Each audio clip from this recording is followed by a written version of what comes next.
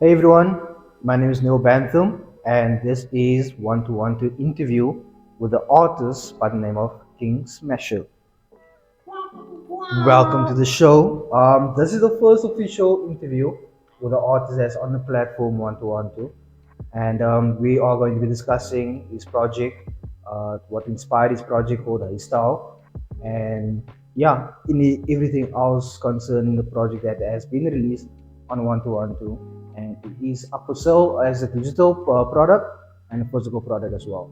So yeah, welcome to the show. Thanks, man. Thanks for having me, bro. Likewise, thank All you. right. Um, I actually want to ask first, and I know this, we all know this, but King Smasher, how did you get that name? I just want to start with there. Who is King Smasher? What All music do you right. do? That's a good question. That's normally the most popular question for me. Mm. King Smasher, real name Sean Dion, Africa. And I'm an artist. I do music. I do acting. I write music for other different artists apart from myself. And I also started producing as well. So I co-produce, Okay.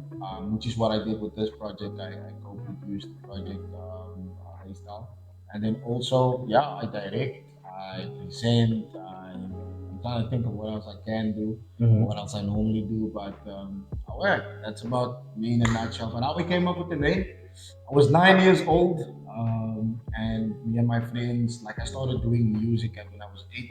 And at the age of 9, I decided like I would like to take it more seriously. Mm-hmm. So I was like, okay, we need a name, since because you must not know how it is with most rappers. You have a nickname, Snoop The Dogg, 50 lows. Cent, LL Cool J, what. So you needed the name, since so for me and my brass, we were like, what name can we have? So I like this video game.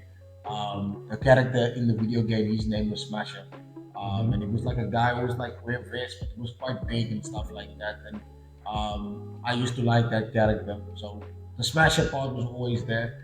And then we felt like we needed something to go with Smasher. We just didn't want to be like Smasher. Yeah. It was so bland, seems like.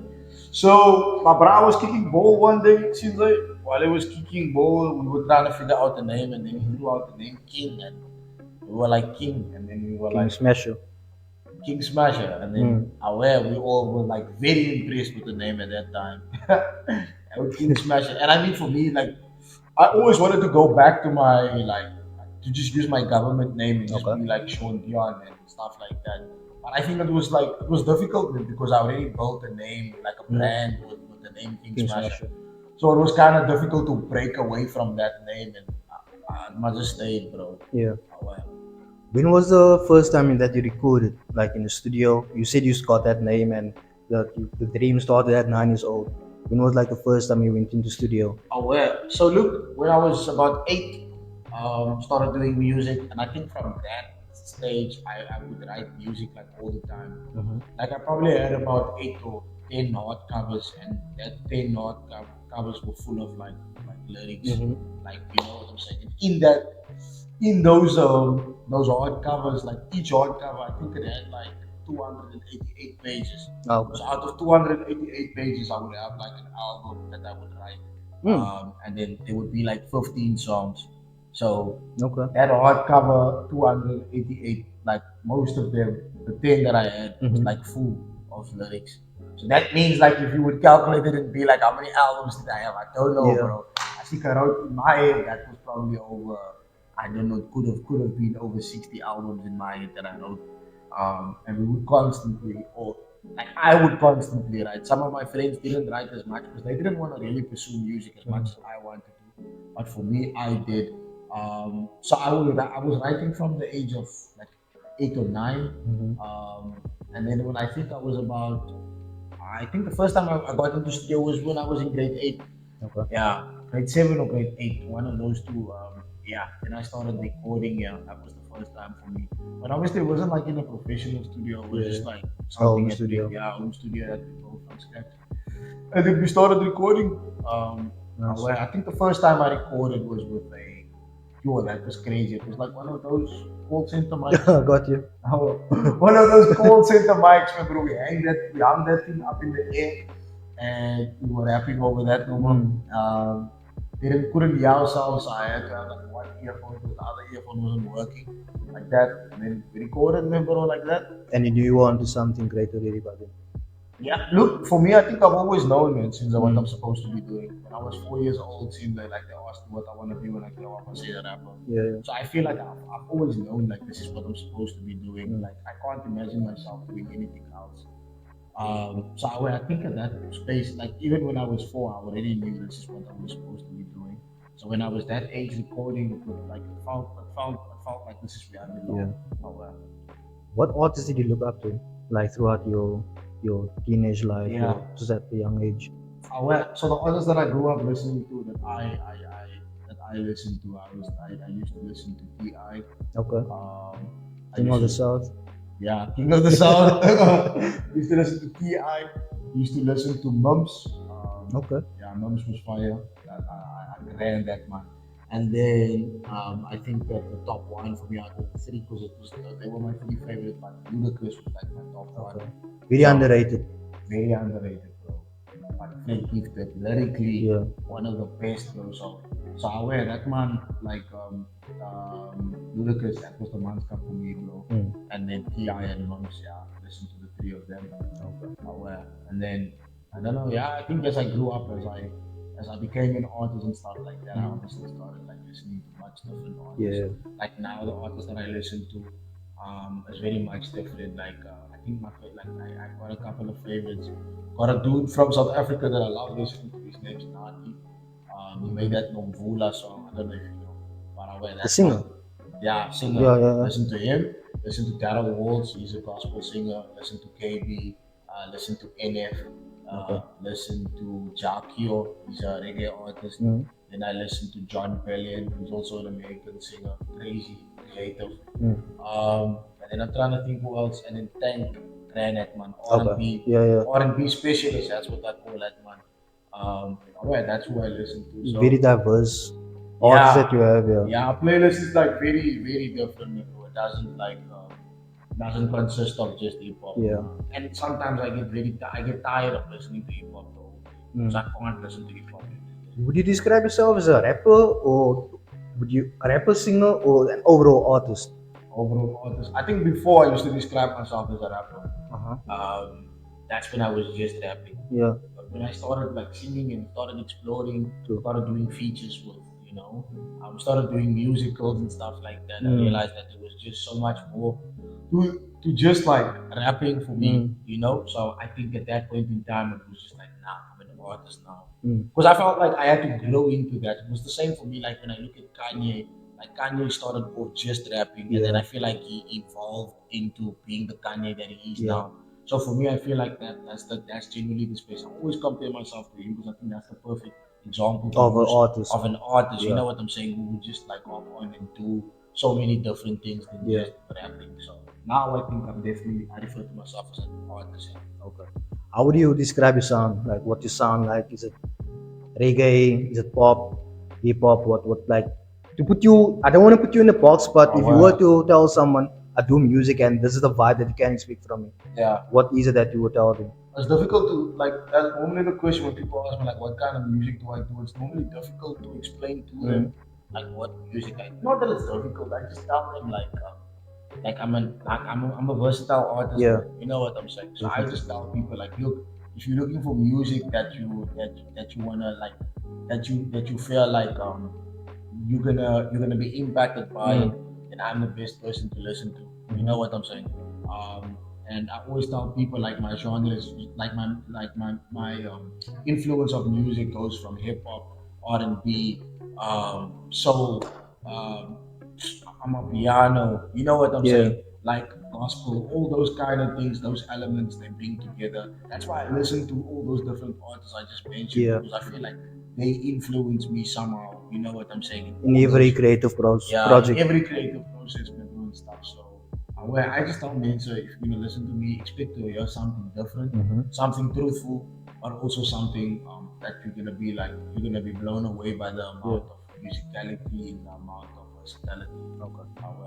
And how would for Huis, which is your latest project, it's the first official. Afrikaans project. Okay, and this is your debut of the Afrikaans project. What was the process like? What was that like? Well, so it wasn't How a did it come about? I yeah. want to know. So basically, look. So essentially, like I never imagined myself to do Afrikaans music. That's the first thing. Um, I did Afrikaans music when I was on campus when I was studying. Since like we did musicals, so like Afrikaans musicals and stuff like that. Then I would have to sing Afrikaans and stuff. So I think there I was like, okay, cool. Like one day if I want to do this, I could, but I Yeah. never take it seriously. Until I got managed by Alex from Plain Child Media. I think he pushed. Shout out, Alex. Well, shout out. So I think he kind of like just like pushed in the idea of like, bro, you could do Yeah. Afrikaans music. Because I don't know, for some reason he just thought like I could try it out. One day I tried the song, I sent it back to him, and he was blown away, and he like lost his mind. Like, whole video called me, he was like, "My bro, do you realize what you just done? Like, this is crazy." And I just thought it was crazy. I was like, "This man's mad." And he was like, "Bro, I think you could do Afrikaans music." So he would send me stuff, he would write stuff for me, he would tell me just try and record this, and I would record it and send it back to him. Before we knew it, like we started getting these, he started organizing these, he started getting me these Afrikaans bookings. But for these Afrikaans bookings, I needed Afrikaans music. Yeah. So we were like, what we gonna do? And I told Far, like I got the booking of a festival. You know? This was probably my biggest Afrikaans gig that I've ever done. And it was my first Afrikaans gig. And it was a festival, and like it was a bunch of Afrikaans artists that were performing there, like Franco van Coke, Jan Okay. Blokas, all these cats. It's like really big. Yeah. I'm in Afrikaans music, and I was just like, bro, what am I gonna do? I need music. So me and Far went to studio this one day, bro. I think we just had like 2 sessions, and then we created like could be over 8 songs that we created. And we were just like, look, we're here now. We've got all this music. We might as well just like compile it and put it into like a project. Also, when we were at the show and doing the music and stuff, people requested for the music. Okay. So for me, it was like, okay, there's like a avenue here, possibility of doing something much bigger than just recording the music. So we were like, okay, then we'll release it. True. And then I think that's why just how the project came about. Like we just needed music for the shows, and then fell in love with Afrikaans music. And then I was like, okay, cool. Decided to then just like put it, compile it into a project, and we called it Huis. Yeah, Is there any reason for that? I think the meaning behind the reason for me calling it Huis is because of like when I grew up with 2 sets of different Afrikaans. Okay. Grew up with colored, which is Kaps, Yeah, yeah. which is how we Afrikaans. speak. You know what I'm Yeah. saying? Which is how we speak. Which I always say it's a language. I don't believe it's a slang. I believe the way colored people speak is a language. Specifically to Cape Town. You yeah. know what I'm saying? Yeah. So for me, it's like I grew up speaking like that. But my mom and my dad is not from Cape Town. So the Afrikaans they spoke was very different. It was very much similar to the Afrikaans that we would get taught in school. The savor Afrikaans. Yeah. Yeah, the If you wanna proper. call Yeah, it so the that. proper Afrikaans. Like, Yeah. that's what they say, Yeah, yeah. proper Afrikaans. But I don't. I believe that Kaps, savor is Yeah. called Afrikaans, and it's Yes. proper, even Kaps. So for me, it was like I grew up listening to them speak that. You know what I'm saying? That way in Afrikaans, and so I was inspired by those two avenues. It's like I feel like for me, this is a family project where Okay. I get to because some of my family still speak that way. You know what I'm saying? Still speak the Afrikaans that they speak, and not the way we speak in Cape Town. Yeah. Most of my family, like probably none of my family is from Cape Town. It's just me and my siblings that were born here. Yeah. Most of them are outside of Cape Town, so they still speak a different Afrikaans. Got you. So I feel like for me it was a project where I just wanted to include those worlds Okay. and be like, okay, cool, we call it a style. True. Yeah. The question I wanted to ask is, this is again no features with the same with Gregoria. You had no feature on Gregoria as well. Is there any reason for that? Would you collab with an African? Are you looking to collab with an Afrikaans artist? Look, I think I would love to work with Afrikaans artists, definitely. Yeah. But I think like for me, like I don't know. It's a very difficult, not difficult process, but a different process, man. I feel like for me, I have to connect with an artist to want to work with them. And especially when it comes to the music, for me, it's not just about making music Yeah. and boom, we have a song. You know what I'm saying? Yeah, For needs me, to be it's like aligned. there needs to be a energy that corresponds between me and the person. Yeah. Like we need to have a connection. And also, I feel like the timing needs to be right, man. Mm-hmm. Like for me, it's not just about doing features. There's features that I wanted to do with certain Afrikaans artists, but I feel like the timing was also we couldn't do it. Okay. So there is still things in the pipeline, Mm-hmm. but I do think that like the timing wasn't great because of that. So I feel like with this project, I feel like the timing it wasn't for me. It just felt like it wasn't time for me to collab with anyone else as Okay. yet. So I think that's why I mainly just like worked on myself because I Mm. felt like this is something I wanted to do by myself. Got you. Same with Gregoria. Same with Gregoria. I just felt like timing is everything, man, and I feel like I have a lot to say, and I was like, Mm. ah, shame, man. I don't wanna involve anyone else in this Yeah. process because I feel like this was something I had to do and stuff that I needed to be on. There is songs that I'll collaborate and get mana on, Yeah. but that's obviously when I feel like this is where someone can be on. Mm. Overall, I think I'm just used to creating music by myself Mm-hmm. because not because I don't want to work with anyone else, but because I think I'm just used to working by myself, Got you. um, and I'm used to telling my story. And I feel like timing is everything, so I don't like forcing stuff, man. Got you. Oh, Walk me through Gregorio. What are we? Gregorio. Istal. What are we expecting on Istal? What kind of Afrikaans? We know it's an Afrikaans project, yeah. but what kind of music are we expecting on there? Look, so I played the project yesterday when I was in rehearsal for past members of mine that we're doing this musical with and stuff. Mm-hmm. And the one thing that stood out for me is the fact that even at the listening session when I was playing the project for people, sorry, when we got to play the project for people, is the fact that people can all agree that the project is versatile. Yeah. You know what I'm saying? The There's one not this lane. one monotonous kind of sound throughout the project, but there's these different elements. You know what I'm saying? Like dance. There's Mm. like a whole samba, My favorite macarena. song. I'll be honest.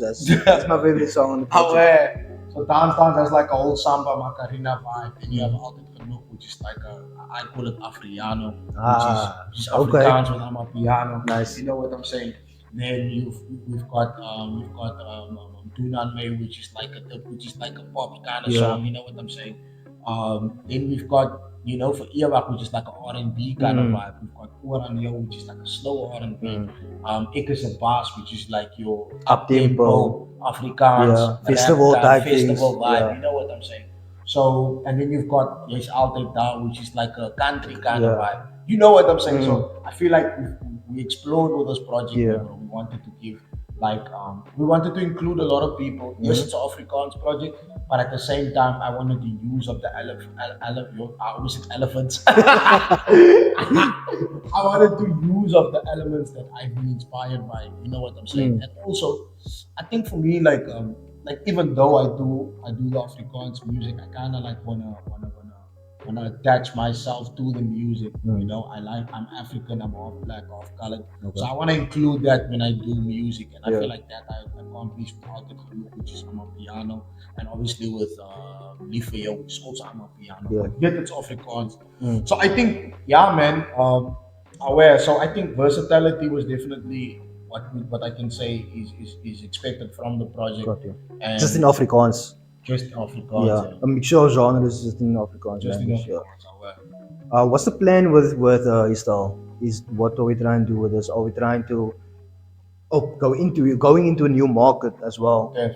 But is it that you want to stay there? Are you trying to explore more in the Afrikaans realm? Yeah.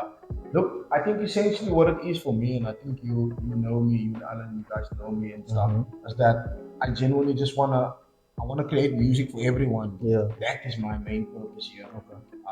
I wanna be, not that I'm looking for a space to fit in or anything like that, but I want people to feel included Yeah. when they listen to my music. Got you. You know what I'm saying? Because like I said, I do these festivals. And there's different type of people there. Afrikaans festivals, there's white and colored people there. Mm. I do shows where there's just colored people there. I do shows where there's just also black people Yeah, yeah. there. You know what And I'm it's saying? music for everyone at And these I want to festivals. create music for everybody at these festivals. Nice. And even like my biggest dream and biggest aim for me, I might be sharing too much, but I love sharing it either way. Is that my biggest dream for me is to have a show, and at that show I want to have black, white, colored, Mm. whatever it is, people from all nations. Yeah. And I kind of think that we had a glimpse of that at something greater than music when we Yes. did that At the show waterfront. at the waterfront. Yeah, I think we had a glimpse of that because there were so many different people Yeah. there, and the music that we performed was different Yeah. genres, and there was music for everyone. Mm. So I think that for me is important. I feel like that's my purpose here. Is I want to create music for everyone and not exclude anyone out of the music. I want old people to vibe to it, young people to vibe to it. I want black people to vibe to it, white, black, Yeah. whatever colored, Indian, Music for everyone. music for everyone. And I think that's my main purpose. You get the rappers that make music just for hip hop people, you And for the get clubs for the and clubs and yeah. stuff like that. But I think for me, I genuinely believe that my music is much greater. And Mm-hmm. that's why we call this thing something greater than music because I make music for everybody. Got you. Oh, wow. And what other do you have festivals lined up, gigs lined up anytime Aware. soon? Yes, we do. We've got some great gigs lined up that we are doing. Some shows that I am doing later this month. I am doing a musical, Kim Strat. I'm doing a production with a team called the Live in Cups, where Okay. we do like where we do Afrikaans, like Cups kind of music and Mm-hmm. stuff. And I'm also doing shows where I'm featured to perform and stuff. Trying to think, it's a lot of shows. I can't get to all of them. Got you. But there is things that's happening. I don't want to give some things also away because it's like shows that I still have to announce. Mm-hmm. But I mean, it's a couple of big shows, and yeah, the shows it's like I'm starting to perform now this month, so that's gonna be quite busy. Okay. But there's shows that we are doing. Nice. And I want to ask, why is it that you chose 1212 to release both Gregorio and Style on the platform? What Aware. significance does it have for you as an artist? Look, I think for me, like the biggest thing is like I think that and look, as I know, like doing this is a risk, right? Mm-hmm. And it does mean that I might not have a lot of people that might buy the music, or, that might have the music or anything like that. But I think for me, it's um, like for me, it's that thing of man, I want something to be started, right? Mm-hmm. You know what I'm saying? And for me, it's I want us to create that independency, Yeah. but it also like I think the biggest thing with us as colored people is that we are always afraid to take risks Yeah. and afraid to start our own thing. That's why most of Mm. us are comfortable working for other people Yeah. because we're just so afraid of those ideas that's locked up inside of us. And I think for me, this was a perfect opportunity to be like, yo, man, bro, you know what? Something is being created, Mm-hmm. and I want to be a part of that. Mm. You know what I'm saying? We don't get any money from the streaming platforms and Yeah. stuff. And for me, I saw an opportunity where we could make money. And with it's a 50 rand, it's much more money than what I would have made from a From streaming streaming, yeah. platform. You understand? It's a 50 rand that I wouldn't have had. And for me, Mm. it's that thing of I want to create that music, but I also wanted to create that exclusivity, whatever, for the project itself and for the Mm. music. And man, I think for me, I'm just tired of like having to follow what everybody else is doing. So for me, it's like even though it's gonna be a risk, even though 20 people might only buy the Yeah. music and stuff like that. For me, it's like I don't despise small beginnings. So for me, it's like this thing can turn into something massive in the next year or two. Mm-hmm. And for me, it would be a great honor to know that I was a part of the starting Yeah. line. You know what I'm To saying? appreciate you. I thank you also for your confidence in the platform because it is still a startup and everything, and you are the number one artist that we launched with. And with Gregorio, we done crazy numbers, I would say, like, and we saw from that it worked. Where you have a core fan base and they are willing to support you, you Yeah, know. And with that, them buying the copy and not putting it up on one to one exclusively first because it doesn't go on streaming platforms at the same time. yeah, You had people that like would support and buy, and the same with A-Style. So you had the digital copies and the physical copies as well, yeah. which makes a difference for the artist as well. So I just want to speak upon like the struggles of an artist if you don't necessarily have like a label backing you as an independent artist. Yeah. What is one of the battles you have to face? It's just that. It's exactly that. Like I think one of the difficult battles that we face as independent artists is the stuff that is the fact that like we not many of us is full time. Yeah, It's like still doing your most day job. most of us have their day jobs. You know what I'm saying? And I think that's one of the biggest struggles is the fact that we can't live from this full time. Yeah, So we all have to get jobs and try and make a living and make ends meet. And at the same time, we still have this passion of wanting to pursue music and yeah. art. So I think one of the biggest challenges that we do have is I don't think that there's much support for what we do and for the Mm. fact that we are like this industry that we are in, and I don't even want to call it that. But I also think the biggest challenge that we also do have is our mindset. Yeah. You know what I'm saying? Sometimes we do blame the fact that people don't support us and people don't bump into the support or Hmm. whatever it is. But at the same time, I also think we are our biggest stumbling Yeah. blocks.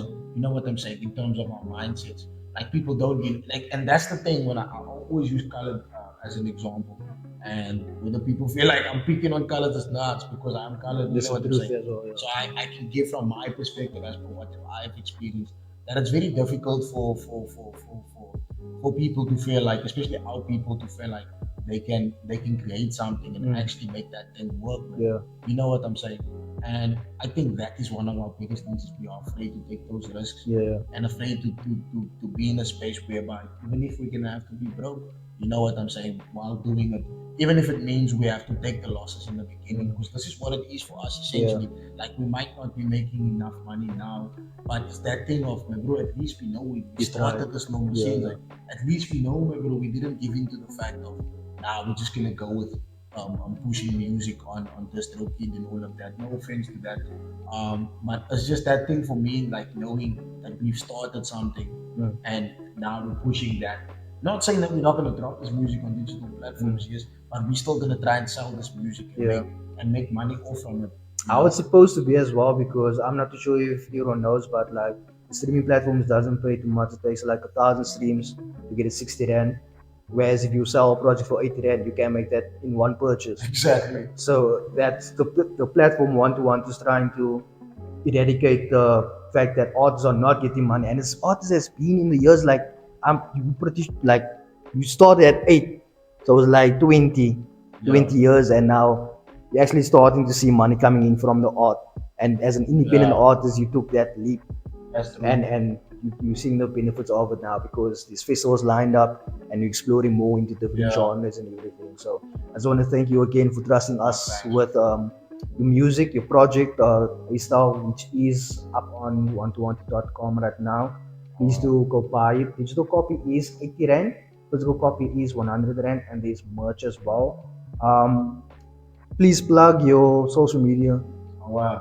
So aware. Social media is easy. Facebook, Instagram, Smash the Greatest.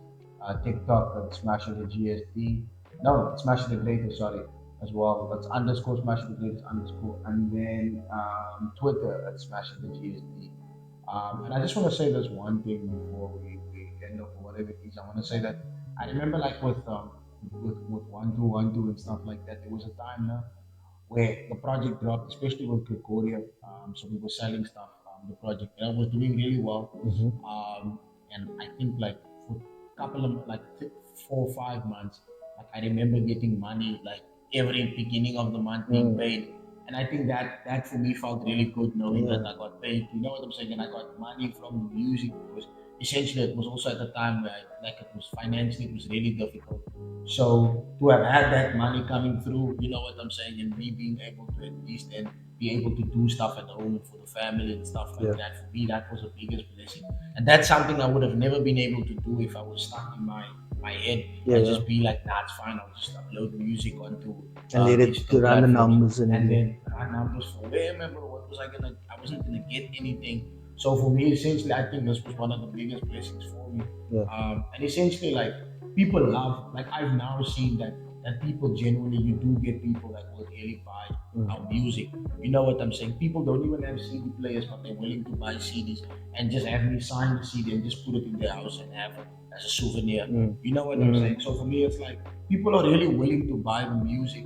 Um, but aware, it's up to us for us to be like in a space where we were like, hey, bro, let's do something out of the music. Yeah. Let's sell the music and see if people's willing to buy it. Gotcha.